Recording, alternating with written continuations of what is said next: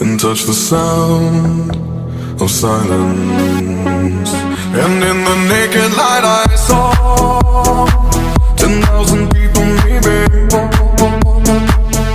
People talking without speaking, people hearing without listening, people writing songs that voices never share, and no one dared disturb the sound of silence.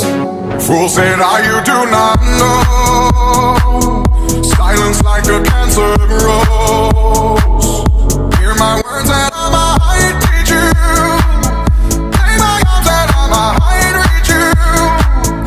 But my words, like silent raindrops, fell and echoed in the wells of silence.